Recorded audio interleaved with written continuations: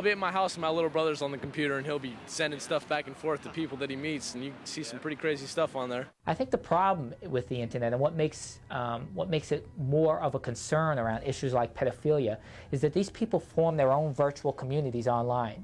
So it's hard for pedophiles to find each other right now. But on the internet, there are places that they can go, and there are groups that they belong to on the internet where they can trade information, they can trade pictures, they can trade tips. And they also form a virtual community, which means that they insulate themselves further from larger societal values. So they can say, you know what, this is good, those guys are all picking on us, this isn't a problem, back in Greece they did this all the time, and that insulates them and protects them. It makes them more difficult to treat, more difficult to break through the denial, and for them to see it's a problem because they have this community that's supporting their views. And on the computer you can get a lot of shit. Pictures of 14-year-olds. Yeah, oh, definitely even younger. You know, people ask, why is the internet so powerful around sexuality? And we think that it's something that we call the AAA engine, which has to do with access. It's there 24 hours, 7 days a week, 365 days a year, whenever you have an itch.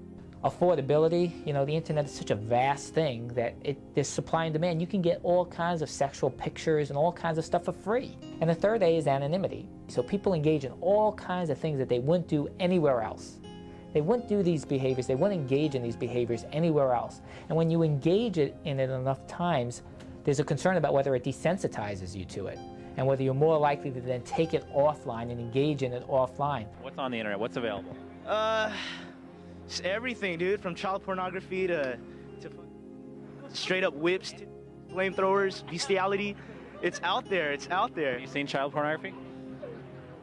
Yeah, you can say that. You know, again, kids are on the internet and they go everywhere, and whatever software protection you have on your computer, they defeat it. They're the experts on internet and software, so whatever you try to do, they defeat. And they go everywhere, and they see bestiality, they see rape, they see sexual violence, and again, I think it can confuse them. Oh my gosh, look at those girls! And I think it can hurt their attitudes about sexuality. What are the consequences of exposure to hardcore pornography at an early age? We can't answer that question. As a society, we have no idea how this is going to affect our children in the future. Since pornography was first mass merchandised in the 1960s, the effects on adult males have been studied and documented by social scientists, doctors, psychologists, and law enforcement officials. They cite the following as the most common effects. Addiction. I'm addicted to pornography. Have you ever tried to quit looking? No, it's all I mean, I gotta see porn. Sex miseducation. Have you learned things about women by looking at porno? Yeah, they're down for anything no matter what they say. No matter what they say, a girl is down to do it. Desensitization. I get less attached to her emotionally and more just down for physical sex. Conditioning. It's gotten me into different positions, it's gotten me in a little role playing.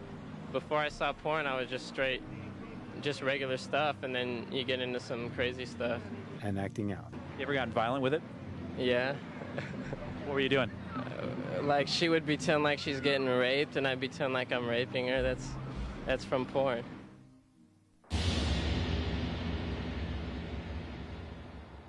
When we hear the word addiction, we usually associate it with a substance like alcohol or drugs. Yet pornography, even though not an ingestible substance like cocaine, seems to be used by many people in a compulsive drug-like way. In fact, many pornography addicts exhibit the same symptoms as drug addicts, such as tolerance, the need to have a harder and harder dose, dependence, becoming dependent on your drug of choice, and withdrawal, the feeling of physical pain when you are without the drug.